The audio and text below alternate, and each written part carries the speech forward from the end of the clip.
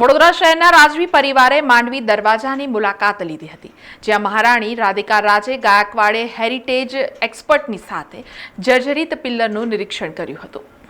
વડોદરા શહેરના માંડવી દરવાજાના એક પિલ્લરની હાલત જર્જરિત હોવાથી ઇમારતમાં અનેક તિરાડો જોવા મળી રહી છે। નોંધનીય છે કે આ ઐતિહાસિક વારસાસમા હેરિટેજ ઇમારતની આ દુર્દશા જોઈ પાસે જ આવેલા વિઠ્ઠલ મંદિરના મહંતે તપશ્ચર્યાની શરૂઆત કરતા લોકો હરકતમાં આવ્યા હતા। થોડા દિવસ અગાઉ વડોદરાના રાજવી મહારાણી રાધિકા રાજે ગાયકવાડે પણ પોતાના સોશિયલ મીડિયા પર માંડવી દરવાજાનો ફોટો મૂકીને પોસ્ટ કરી હતી કે કશું કહીશું તો વિવાદ થઈ જશે।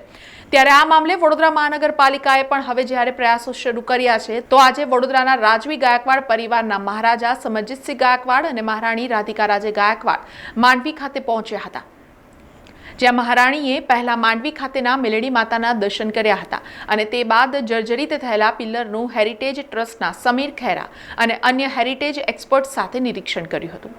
મહારાણી રાધિકા રાજે ગાયકવાડે હેરિટેજ ઇમારતો અંગે ચિંતા વ્યક્ત કરતા સાથે મળીને પ્રયાસો કરવા જોઈએ અને તેની જાળવણી થવી જોઈએ તેવી વાત કહી હતી।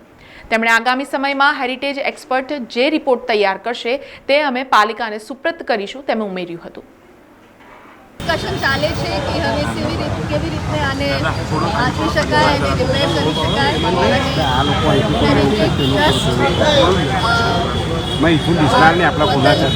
કામ કરી રહ્યું છે અને અહીંયા અમે એક્સપર્ટ્સને પણ બોલાવ્યા છે।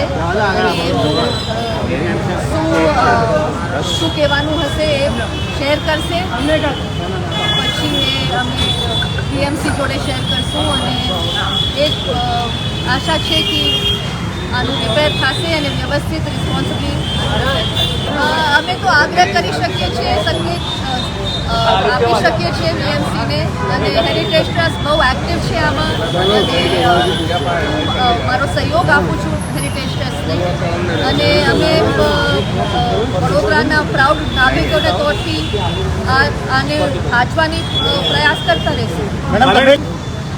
એવું કાંઈ નથી કે અમારે બધાને વિવાદ કરવો જોઈએ, આપને અને અમે બધા એલર્ટ થવું જોઈએ। એક તંત્ર ચૂકી ગયું છે એવું લાગે છે તમને કે જાળવણીમાં?